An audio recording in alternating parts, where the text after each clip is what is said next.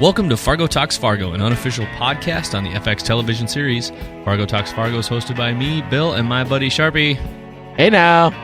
This season of Fargo Talks Fargo is sponsored by Fargo Brewing and their Wood Chipper IPA. Also, today's podcast is brought to you by Audible.com. Visit audibletrial.com/Fargo Talks Fargo to find out more. Oh my goodness, Sharpie. By the way, glad you made it home in one piece from Fargo. Here we are. I just literally walked in the door about 20 minutes before the show started. And I was from my drive back from Fargo to Denver. So did you beat the weather? It was a little bit of a doozy. I was going to go I was going to go in one trip, but I hit Rapid City yesterday and I couldn't see anything, so I stopped. Oh, no kidding. Cars in the ditch and stuff. So I was like, this is going to have to be a 2-dayer. So where'd you stay in Rapid City? I stayed at just a really nice hotel, Cambria. Oh, you didn't stay at the Alex Johnson like I did? No, because I used points, so it was free. Oh, crap. Well, I'll be back in Rapid City next week for Fargo to record our Hotdish. Yeah. And are you staying at the Alex Johnson? I am staying at the Alex Johnson. So if you're planning on murdering me, at least wait till I get a couple drinks in me. Okay. That's fair. South Dakota's kind of stabby, Okay, so here we are. Episode 8. Hotdish. Hotdish. Title is Lop Lop. We'll get into that later. We don't have to go deep catalog on that just yet. But alter egos and all sorts of stuff. I love the opening music. Bashimwana. I may be saying this wrong. Muzio Tunya. Can't wait to ask Maggie Phillips about that later this week. When we had scheduled something, some things came up, we missed it, but if all comes out well, we will be interviewing Maggie Phillips, the music supervisor for Fargo. I really can't wait to talk to her because I've been enjoying all the music so much this season. But so, Peggy, is she fully actualized or batshit crazy? Right. So, I mean, briefly, based on the title of the show, which talks about alter egos and things like that, we kind of kick into that right off the bat when she starts seeing things, seeing what she wants to believe. I didn't really know too much about the LifeSpring thing other than what we've talked about in the past, but upon further looking into it, I never realized how many similarities it had to Scientology. And one of the things they talk about in LifeSpring is it's essentially about the idea that truth is sort of a relative term, and you kind of create your own truth based on how you want your life to be, which is, so it's fake. I mean, Peggy to a T. Yeah. To find your truth, what they do is your truth supposedly resides in your quote-unquote core. And then to reveal your core, you have to break yourself down. And that's very similar to Scientology. They do the same thing where you go into like what do they call it, like a dyad or something? Where it's one-on-one. You gotta put your hands on these you gotta hold these things. And yeah, it's just like that where you're essentially one-on-one with an interviewer and they break you down until you're in bits and pieces. And I don't know if anybody's seen Going Clear or knows anything about Scientology, but it has that element, and this LifeSpring stuff had the same type of element where these people break you down till you get to your whatever it is, your core, and then once you know your core, that's how you start the actualization process, or so is my understanding, where you sort of you see it, you be it, So you failed out of the program, is what you're telling me. I'm seeing a lot of fun stuff, but I'm going to go front to back right here with something I noticed that I was going to save for tomorrow night. But very early in the show, Dodd says, "This lady has lost her mind, brother." Mm-hmm. And then if you remember towards the very, very end of the show, eventually again, Ed gets called brother again by Mike Milligan, where he says, "Brother, I like your style." Mm-hmm. Thought that was kind of an interesting, I don't know if it's on purpose or not, but the fact that two guys would both call him brother, interesting to me. The whole dynamic, the whole Peg and Ed story in this one was so fun to watch that I just was grinning from ear to ear. Yeah, it was great, wasn't it? That I love Ed's just sort of nonchalant attitude right now, where he's not really like freaking out. I mean, he's never like that high strung of a person, but you could tell when he was at least stressed out, and now he might be a little bit stressed out, but he's not as much as he used to be.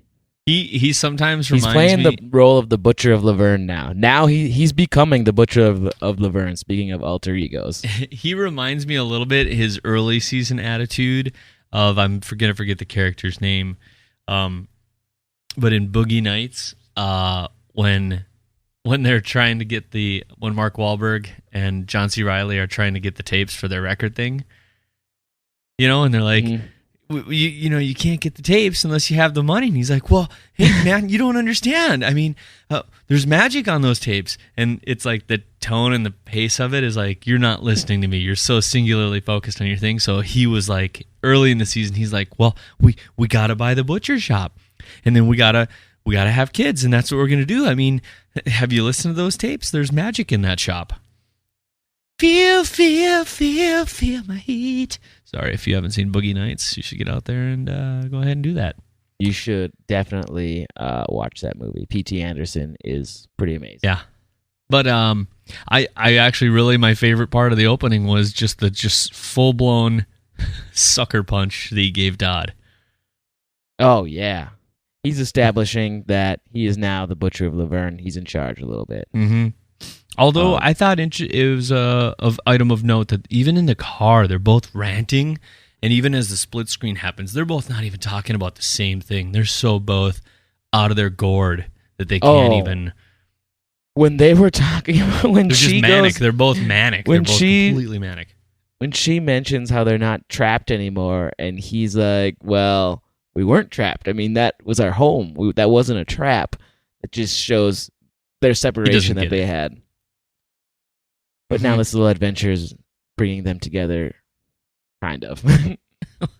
Hank coming down the stairs after Lou has stepped into the crime scene, very obviously, which I was thinking, oh man, you can't step there. And then Hank looks at the guy on the ground and goes, gunshot.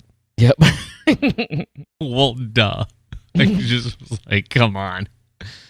I think there's plenty of people we've seen comments from and talked to online, and I think Carmela brought it up, that he's definitely got a concussion, and I think we found that out now. Yes, he definitely has a concussion. Yeah, so now everybody can stop freaking out about why he didn't go in looking for her at the night when that all went down. It all makes sense now. It turns out Noah and crew know what the hell they're doing, and just to touch base on the thing, I feel like a lot of people have confirmed that, Simone's dead. She's confirmed it, supposedly, with the Hollywood Reporter. Yeah. I'm still sad. Still sad about it. Yeah, and as our friend Jason had mentioned earlier, he texted us and he's like, do they ever play Oh Danny Boy when somebody doesn't die? And that's true. I thought I brought that up. I know you mentioned Oh Danny Boy. I'm pretty sure. Yeah, maybe it was in our text message, because I was like, Nobody gets this song played unless somebody is dead. It's rarely somebody's just like, hey, let's just play Danny Boy. What a good song. Safe to say she's dead. Yeah. But yeah, and then I do like the fact on this show that we're seeing, I'm going to stick with Dodd and Ed and Peggy for a minute, that we're seeing a small amount of moderate humility out of Dodd when he's not got the upper hand anymore eventually. Like, I love that he says, she's crazy, keep her away from me. Hun, you gotta stop stabbing him. He sort of takes on this role of this child. She's basically baby feeding him with the beans, and it's getting all over his mouth. He's got to be taken care of in terms of going to the bathroom. Yeah, it's the baby they've always wanted that Ed has always wanted, and Peg never did. You're right. He's in the high chair. In the high chair. When Peggy's when she's on the phone, and Dodd is in the background. This is the first time we've seen a split focus, I think, that I've noticed anyway. And that really caught me off guard. We've done a lot of split screens. Yes. But this, it really reminded me of the scene in Reservoir Dogs when there's the guy tied up in the chair who's got his ear cut off, and there's the other guy dancing around, and there's the Jeff Roth, totally different guy, Tim Roth character, and he's sort of laying in the background, and that was just sort of a shout out to also 70s film techniques. It's called a split focus dioptic, I think, lens or lens attachment. I should probably. It's a practical effect, though, right? It is a practical effect. A split field diopter is what it's called. It's basically a piece of glass where half of it is curved and half isn't, so you can do near field or nearsighted and farsighted at the same time. Yeah. Which was very. Wonder if they did it that way or if they just did it in post. I don't know. I like to assume that they did it for real. It had that kind of real look, but it'd be pretty easy in post too. Yeah. But that was a common technique in 70s filmmaking. So it's interesting that we saw that now, or that they threw that in now, because we've been seeing a lot of the split screen stuff. Yeah. We could talk a little. Yeah. Detail. Yeah. Hanzee goes to Sioux Falls, stands in front of the 22 hanged sign, which I'm still not completely positive about, because there was the 38 hanged people in Mankato in like 18 whatever, but wasn't that the original massacre that we talked about really early on in the season, or was that a different massacre? I think that might have been a different massacre. What did you Google? Well, what was this massacre at Sioux Falls or something like that? Yeah. No, I think it's the same thing, is that there was the Great Sioux Massacre. I don't know. Either way. We'll look it up tomorrow. Yeah. Well, the Dakota War of 1862 was a huge Sioux uprising, and eventually it ended with a mass execution of 38 Dakota men in Mankato, which is south of Minneapolis. But it was known as the Sioux Uprising. Anyway, it had a very, very similar thing that stood in Mankato for many, many years. Where it was but it was actually like a monument type of statue, like headstone looking thing. And eventually, I think it came down. But Hanzee definitely is reaching a break point about some stuff. I really think that's what happened to Hanzee in this episode. He's pushed over the ledge right now. Yeah, he's taken too much shit from too many people about who he is, and I'm not afraid to skip around, sorry. I mean, the minute he called him half-breed, I was like, that's okay. The guy just found you, and you call him half-breed, and then somewhere after that he called him a mongrel. Mm-hmm. And the minute he started asking about the haircut, I was like, dude bro wants a new life. Yep. And the minute he wanted a new life, I was like, he's going to either... I couldn't honestly decide in a split second before it happened if he was going to just punch him in the face to shut him up or actually shoot him. And boy, I think the cutting of his hair was definitely the cutting of his ties with the Gerhardts. Yeah. There's no way he's returning to the Gerhardts with like a fresh new do and be like, hey guys, it's still me, the same old Hanzee. Now he's cutting his hair to change, just to change his identity. Yeah, he said he was sick of he said he wanted to leave the lifestyle. Yeah. Little other items of note, talking about set dressing and stuff, and we're working on something about that, so hopefully we might have another special episode coming up about set design. Did you catch? I was right. Later, I tweeted you, and I eventually tweeted it about the Old Dutch chips and Leinenkugels. We'd mentioned Leinenkugels earlier. We were pretty sure it was a Leinie's bottle, so outside of the rampant Miller Lite, which product placement, I guess, I don't know. Must be.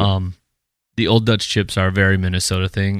They're originally from Roseville, Minnesota, and then Leinenkugels is just a shade across the eastern Minnesota border. But they're things that you would definitely find around the Midwest, and everybody's got Dutch chips. I love that they had the little bags of the Bar BQ.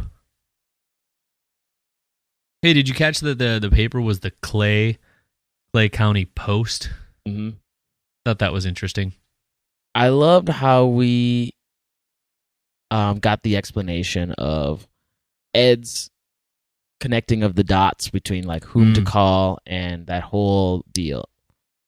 Yeah. The whole so I mean he started with the Gerhardts and his conversation, which was that conversation with Ricky G.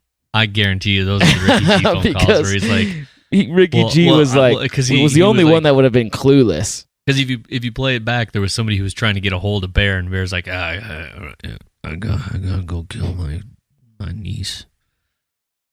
Go inside. So he's having trouble connecting with the Gerhardts, and then finds that newspaper article. Just basically Which I think is great. An article about Kansas City mob guy holed up at the Pearl Hotel. Everybody come see.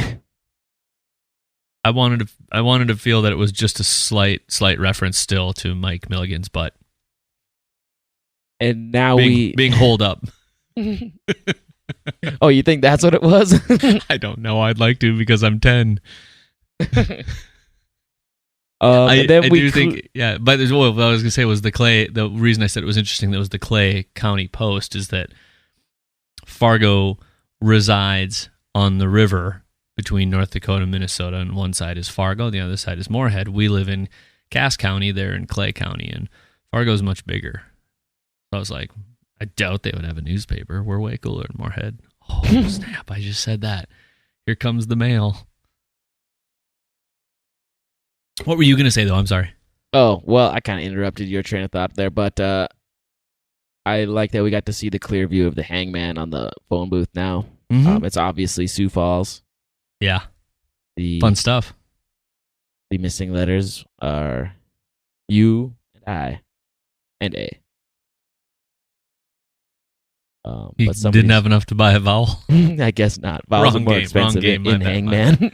My bad, wrong game. Playing a little Hangman in Sioux Falls is what's going down.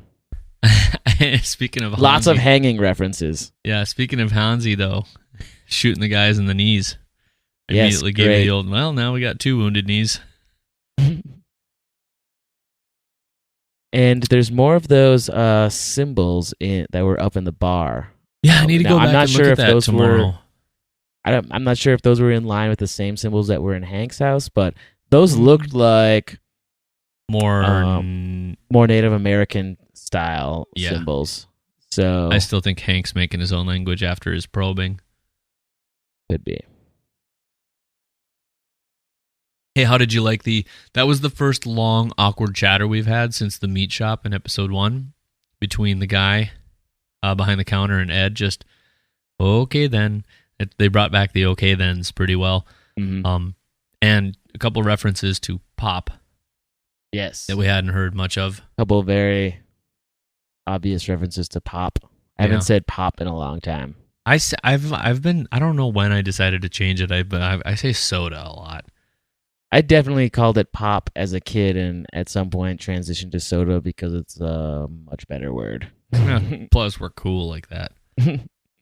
I don't think soda classifies as like a hipster thing. No, I don't mean it that way. I mean it as in we're cool because we want to use the words the rest of the people use. We don't want to. Oh, you want to pop? But no. It's when you hear it when you're watching a show like that, you hear it, and for me, it's like a big sore thumb, not in a bad way, just in a that's a.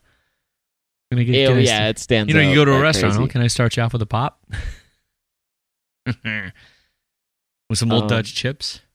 So where do you want to take the rest of this? We only got a few more minutes here, really, a minute or so.